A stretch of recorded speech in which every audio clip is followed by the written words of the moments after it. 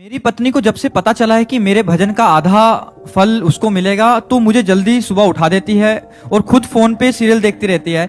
बार बार मेरा counter check करती है कि हाँ, और क्या घाटा थोड़ी होने देंगे अपने में। बहुत सुंदर, तो प्रणाम करते हैं ऐसी पत्नी को जो आपको भजन के लिए प्रेरित। खुद मोबाइल देखती रहती है कि तुम नहीं भाई, ये गलत है। कुछ संशोधन किया जाए महाराज जी। देखो, उस पत्नी को आधा मिलेगा, ये बात समझ लीजिए।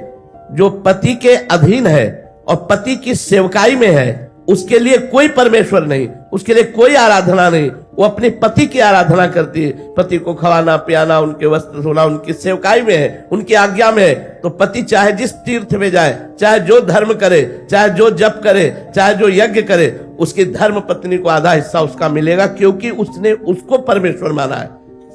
अगर पति की आराधना नहीं करते, मनमानी आचरण करते, तुम करो पाप और पति करे भजन और उसका आधा हिस्सा मिल जाएगा, ऐसा नहीं है। तो हमें लगता है पत्नी को अपनी अर्धांगिनी प्राण प्यारी मान करके धर्म पूर्वक पति भगवत मार्ग में अपने को चलाते हुए और संसारिक कार्य करे, और पत्नी अपने पति को भगवान मानकर आठों पहर उसकी आराधना, उसके चिंतन, उसके मनन में रहे, तो पति का आधा धर्म, इसका हिस्सा उसको प्राप्त हो जाएगा और दोनों मंगल में भगवत कृपा पात्र बन जाएंगे। लेकिन पत्नी विमुख हो या पर पुरुष गमन करती हो या अपने पति का अपमान करती हो, तो भी आधा हिस्सा नहीं प्राप्त होगा, फिर नहीं प्राप्त होगा। फिर वो धर्म विरुद्ध चल रही तो आधा हिस्सा क्यों प्राप्त होगा? धर्म युक्त चल रही हो तो उसे आधा हिस्सा प्राप्त होगा।